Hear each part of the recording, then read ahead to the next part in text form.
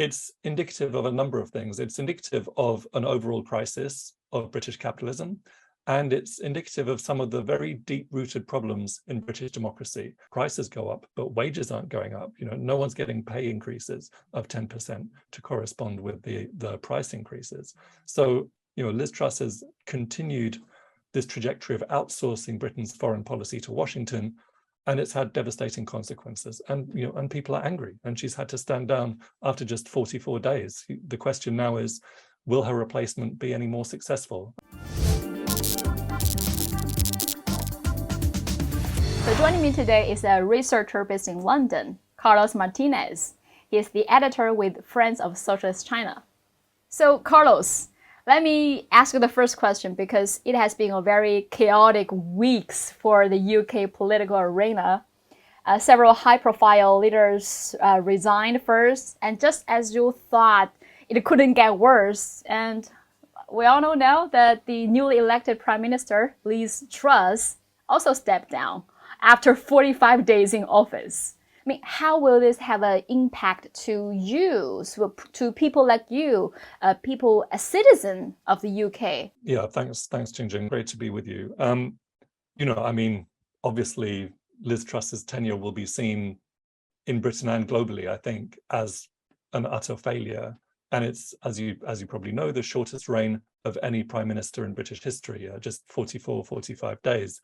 And really, it's indicative of a number of things. It's indicative of an overall crisis of British capitalism, and it's indicative of some of the very deep-rooted problems in British democracy. Britain is a country that sort of projects itself as the country that gets to define democracy, as the birthplace of democracy, as a country that has a democracy that's so good, that's so powerful, that it should spread that democracy around the world, and that it should set itself up as the judge of other countries and their systems. But Liz Truss was elected by 170,000 members of the Conservative Party. It's not a very democratic mandate for a country like Britain with 67 million people in it. You're talking about 0.2% of the population. I mean, we can compare it with the National Congress of the CPC, which is now taking place, where leaders are chosen by elected representatives of a party that's got 96 million members, which is over 500 times as many members as the Conservative Party. And, who are these 170,000 people that got to vote for Liz Truss as Prime Minister? They are wealthy people, older people, and almost exclusively white people. And by no means is that kind of an accurate reflection of modern Britain, of the British population, and certainly not of the working class and ordinary people. And they chose Truss because, for two big reasons. Number one, she reminded them of Margaret Thatcher. Number two, because her opponent, the other main candidate, Rishi Sunak, isn't white.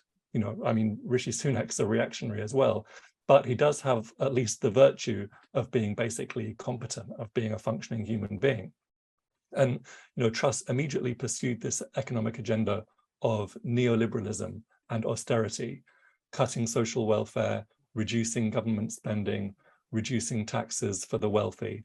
It was such an extreme program economically that even the IMF, which is known worldwide for being in favor of privatization, in favor of austerity, etc., came back and said, look, this is going too far. This is a bad idea. Meanwhile, her foreign policy was extremely hawkish. She's very anti-China. She announced that Britain would label China as a security threat. She's called for the creation of a global NATO, essentially to contain and to encircle China. She's very enthusiastically taken up Boris Johnson's aggressive stance against Russia, which is, it's very simple. It's just based on 100% support for whatever the US is doing. And the US is pursuing a strategy of escalation, as people have referred to it, fighting to the last Ukrainian, weakening Russia at all costs, and doing whatever they can to avoid any diplomatic negotiated solution to this conflict. And this foreign policy hawkishness has a direct impact on the living conditions of ordinary British people. Like the British economy, for example, could do extremely well out of its relationship with China. There was a reason that the UK and China had a so-called golden era in their relations a few years ago, when Xi Jinping was in Britain. you had very at the time George Osborne and the Prime Minister at the time, David Cameron. And the reason is that it was a very positive and mutually beneficial relationship for both sides. China can provide an enormous market for British produce, as well as very much needed trade and investment. Meanwhile, Britain's left the European Union, which is a vast free trade zone. It should precisely be looking to do business with countries like China. And then you've got these like unilateral and illegal sanctions against Russia, which Britain is a big supporter of. And those are feeding into high energy prices, high food prices, inflation, all of which are creating havoc for ordinary people. Like inflation is running at 10%, and has been running at 10% for the last several months, which that has an enormous impact on the lives, on people's lives, because prices go up, but wages aren't going up. No one's getting pay increases of 10% to correspond with the price increases. So, Liz Truss has continued this trajectory of outsourcing Britain's foreign policy to Washington, and it's had devastating consequences. And people are angry, and she's had to stand down after just 44 days. The question now is, will her replacement be any more successful? And it's very difficult to say, but I can't say I'm optimistic. I think I heard Boris Johnson may come back. Apparently that's a possibility. It's kind of hard to believe, but also they have to think about the next general election, which would need to be within the next, I think, year and a half. And Boris Johnson, is a disgraced prime minister, a disgraced political figure. However, he retains a certain amount of popularity, a certain amount of kind of human connection with so-called ordinary people. So it's possible that a Boris Johnson premiership could allow the Conservative Party to remain in government past the next general election, but we'll see. I think we've all heard that the prices for most of the things, for gas, for energy, for many things are increasing not just by small amounts, but a lot in Europe. And I think UK is no exception.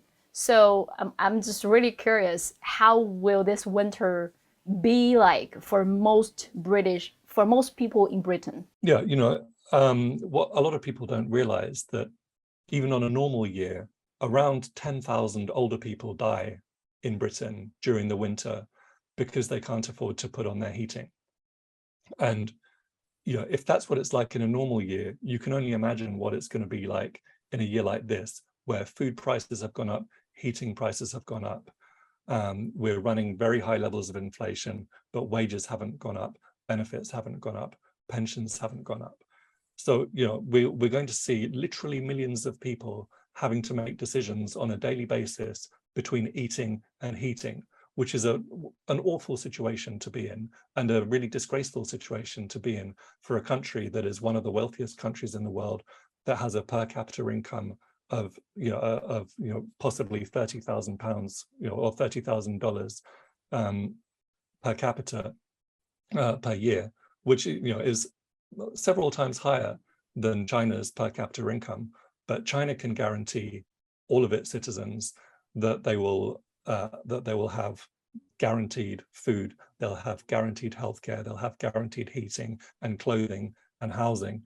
But but China's a developing country, a huge, enormous Asian developing country. It can provide these guarantees to its population. But Britain, one of the largest economies in the world, one of the richest countries in the world, a country which became rich, to no small degree by exploiting the entire rest of the world and establishing an empire, can't provide those simple guarantees, can't provide fundamental human rights to its population. It's a really sad, it's a really tragic situation. Even though many things are not working for their life, they would say, well, at least that's democracy. We can get our leaders out. We can vote whoever we want to put in that place. Well, even though, like here, leaders are elected too. People got to vote as well. I mean, how will you react to this argument? Well, I think democracy is working if people's basic interests are represented, if people are participating in the running of society, if people feel engaged, and if their human rights are being met. whereas, what we've got in Britain, yeah, we've got an electoral system, but we've also got political chaos. We will have had 3 prime ministers in a very short period of time. We'll have had 4 or 5 chancellors in a very short period of time. So in terms of policy making and in terms of doing what a government's supposed to do, of making people's lives better, none of that is happening. So we've got this whole political circus happening in Westminster. Meanwhile, you look a few kilometers outside of Westminster and you've got thousands of people sleeping on the street. You've got, as I said, people having to choose between eating and heating. You've got, people literally, children turning up at school hungry because they haven't had breakfast. So if the government's not representing people's basic human rights, if it's not supporting people's living conditions, if it's presiding over a situation where you've got a small handful of extremely wealthy people who just get richer and richer, whereas millions of people don't have access to the fundamental, the basic necessities of life, then what sort of democracy is it? And actually, Xi Jinping last year, when he was talking about whole process people's democracy, made this point very clearly. What sort of democracy is it really that they have in the West, where you listen to what people say at voting time, and you put forward these slogans and you make these promises, but then the elections are over and you don't do anything about it and you ignore people. That's not what we're doing in China. China has its own socialist people's democratic system, with national people's congresses, with national people's consultative committees, with events like the 20th National Congress that we're seeing at the moment. And people can engage with that political process, with that democratic process at every level, from the village and the town and the region upwards. So to my mind, in terms of A, popular participation, and B, representation of people's interests, China is a far greater example of democracy than Britain is. In your opinion, is there a cure to all this chaos in the UK politics? And how can this chaos in this UK democracy be saved? Well, that's a big question. Yeah. I think there are certain steps that could be made to at least mitigate the political crisis that we're going through. One of those steps is that we need to abandon neoliberalism, and we need to adopt a different economic policy. We should learn some lessons from what's happening in China and the other socialist countries and focus on common prosperity. Because actually, if poverty continues to rise and if inequality continues to rise, then the chaos will continue to rise, because people will continue to be extremely dissatisfied. And you'll see in Britain, over the course of the next few months, some of the biggest industrial actions, some of the biggest strikes that this country has ever seen, I'm sure, as people's conditions continue to get worse. So we need a different economic policy. We need meaningful investment, social investment. We need decommodification of certain key aspects of the economy, particularly, for example, energy. Energy prices are going up to the point where even middle-class people are having trouble paying for their gas bills and paying for their electricity bills. And yet the privatized energy companies are making huge profits. They're making record profits. The oil companies are making record profits. BP, Shell are making incredible profits. Their shareholders are having a great time, but people go to fill up their car at the gas station and they're paying, twice what they were paying just a few years ago. So this is a completely unsustainable situation. And the only way you can respond to it in the short and medium term, short of establishing a socialist system, is to heavily regulate it, decommodify large sections of the economy, bring them under state control and state regulation.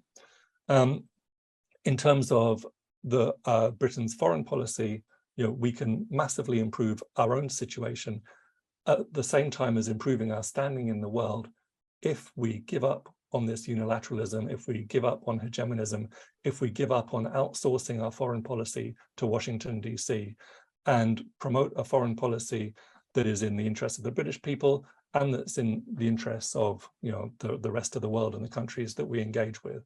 We should adopt a sensible, mutually beneficial relationship with China, where we respect China's independence, we respect China's sovereignty, we don't violate China's basic interests, but we invest in China, we allow China to invest in Britain, we trade with China, Britain benefits from China's enormous market, you know, 500 million middle-income people.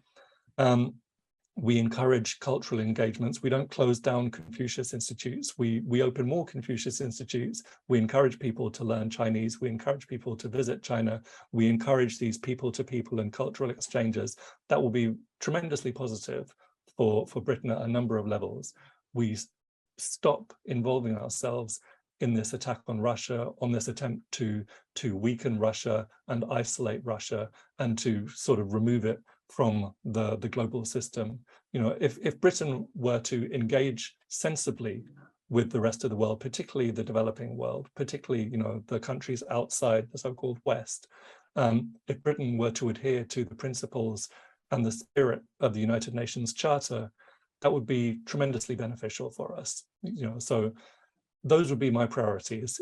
If you were to put me in charge of the government tomorrow, there would be to undo, I hope they do. Undo economic neoliberalism and undo hegemonism and adopt an approach of cooperation and friendship with the world.